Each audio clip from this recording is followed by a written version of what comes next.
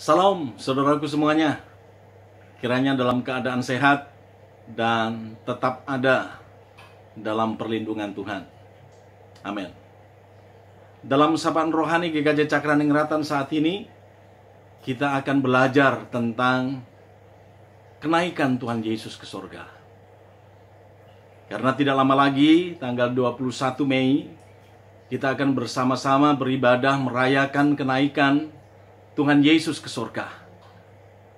Dan saya mengingatkan kepada Bapak Ibu Saudara semua bahwa pelayanan ibadah di rumah masing-masing nanti akan dilayankan oleh Sinode GKJ.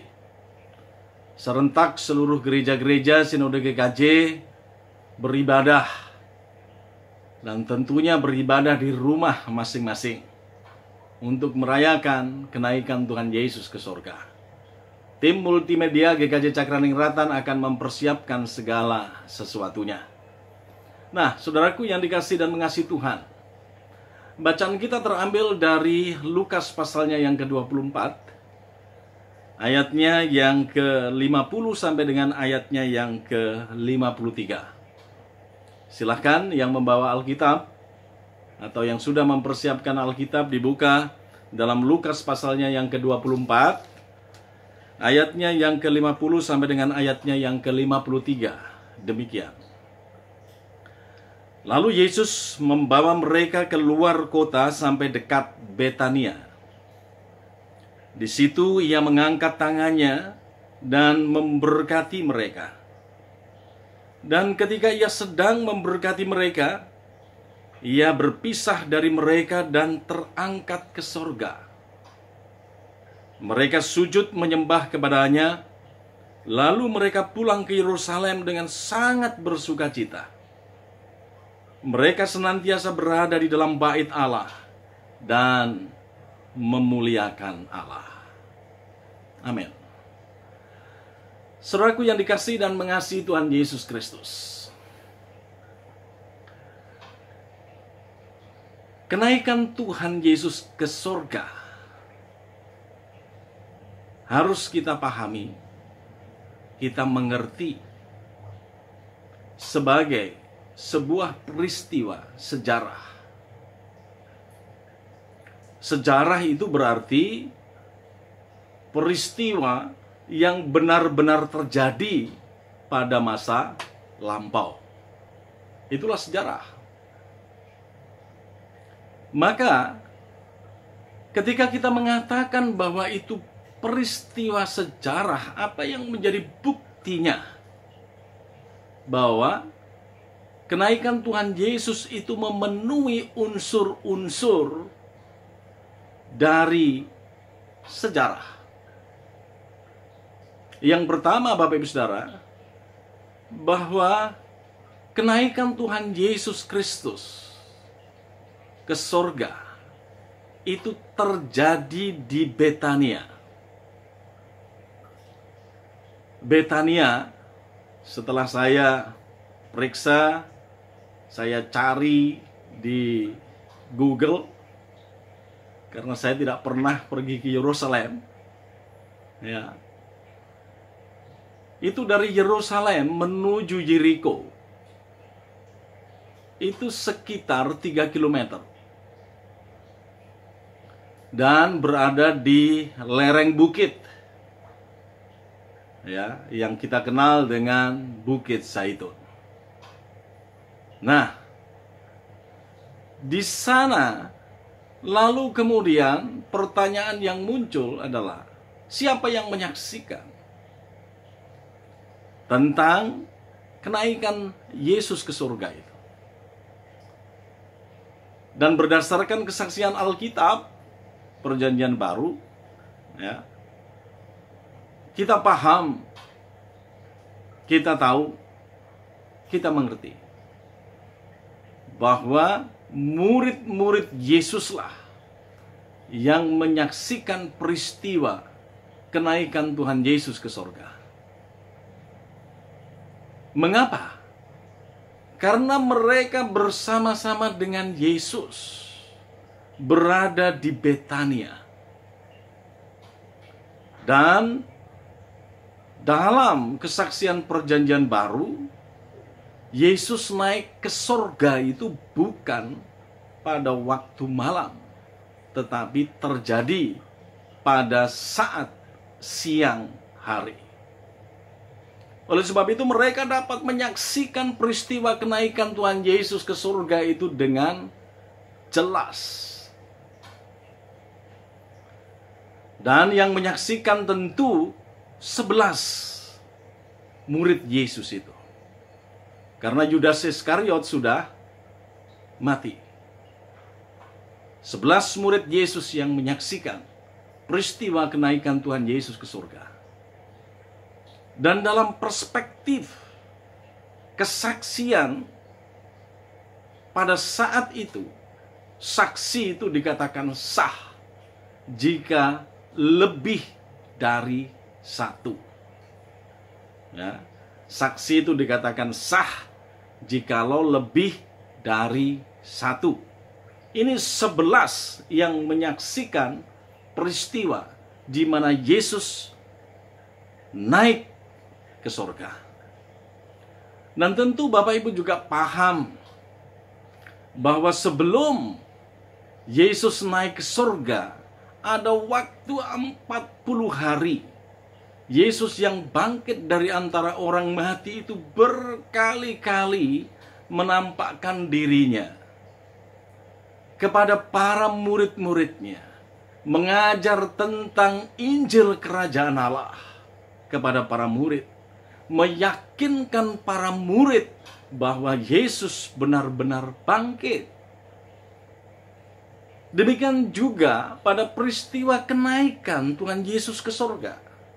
Tuhan Yesus juga ingin meyakinkan dari 11 murid ini, supaya mereka melihat dengan indera mereka sendiri tentang Yesus yang bangkit itu dan naik ke surga. Makanya Tuhan Yesus mengajak para murid untuk pergi ke Betania. Dan disitulah kemudian Tuhan Yesus di hadapan para murid, Tuhan Yesus terangkat ke surga. Nah, Bapak Ibu Saudara yang dikasihi dan mengasihi Tuhan Yesus Kristus, kita bisa melanjutkan bacaan kita dalam Kisah Para Rasul pasalnya yang pertama ayat 1 sampai dengan ayatnya yang ke-9. Silahkan nanti diperiksa. Nah, peristiwa kenaikan Tuhan Yesus ke surga adalah peristiwa kristologi. Di samping peristiwa historis, peristiwa kristologis dimengerti sebagai suatu rangkaian peristiwa yang menunjuk pada karya keselamatan dan penebusan Allah atas dosa manusia melalui peristiwa kematian, kebangkitan, dan kenaikan Tuhan Yesus ke surga. Nah, tentu memiliki makna, Bapak Ibu Saudara. Kenaikan Tuhan Yesus ke surga adalah untuk menggenapkan dan menunjukkan kemuliaan serta kekuasaan Tuhan Yesus Kristus yang mengatasi segala ciptaan. Melalui kenaikannya, Tuhan Yesus Kristus mengambil peran sebagai Raja atas seluruh ciptaan. Dan Tuhan Yesus dalam kemuliaannya, Ia memerintah dan memelihara seluruh ciptaan. Disitulah kemudian kita dapat memberikan makna bahwa Yesus naik ke surga itu untuk memerintah dan memelihara ciptaannya, khususnya manusia, agar manusia itu tidak dikuasai oleh dosa, agar manusia itu hidupnya ada dalam kebenaran, agar kehidupan manusia itu mengarahkan hidupnya kepada kerajaan Allah, kepada pemerintahan Allah. Kerajaan Allah dan pemerintahan Allah itulah yang akan mendatangkan damai sejahtera Allah. Nah, Bapak Ibu Saudara yang dikasihi dan mengasihi Tuhan Yesus Kristus, kenaikan Tuhan Yesus ke surga bukan tanpa tujuan. Tujuan dari Tuhan Yesus naik ke surga adalah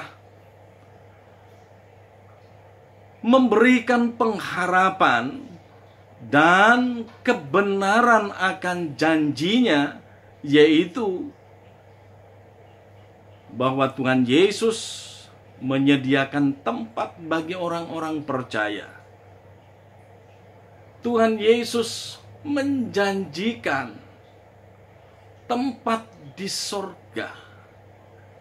Nah, agar supaya murid-murid Yesus dan umatnya paham, dan kita sekarang pun paham, bahwa Yesus naik ke surga itu memang menyediakan tempat bagi kita orang-orang percaya. Itu bukti bahwa Yesus adalah Raja yang berkuasa atas sorga, atas dunia, atas ciptaan, atas manusia. Yesus naik ke surga mempersiapkan tempat bagi kita orang percaya. Maka disitulah kemudian kita memiliki pengharapan yang kuat. Jikalau Yesus sudah berada di surga, maka surga itu menjadi keniscayaan bagi setiap kita, orang yang percaya kepada Yesus. Amin, saudara. Nah, yang terakhir Bapak Ibu Saudara, Raja atas seluruh ciptaan itu telah mengutus umatnya untuk terus memberitakan Injil Kerajaan Allah ke seluruh dunia, agar manusia kembali kepada hakikatnya, yaitu sebagai gambar Allah dan sebagai mitra Allah, untuk mendatangkan shalom Allah bagi dunia, karena dunia terancam oleh kuasa dosa. Disitulah tugas kita sebagai gereja, orang-orang yang dipanggil, orang-orang yang diutus untuk bersaksi tentang Kristus, untuk memberitakan Injil Kerajaan Allah, memberitakan Shalom Allah, dan mau menjadi mitra Allah untuk mendatangkan damai sejahtera Allah. Selamat menghayati kenaikan Tuhan Yesus ke surga. Tuhan menyertai kita. Amin.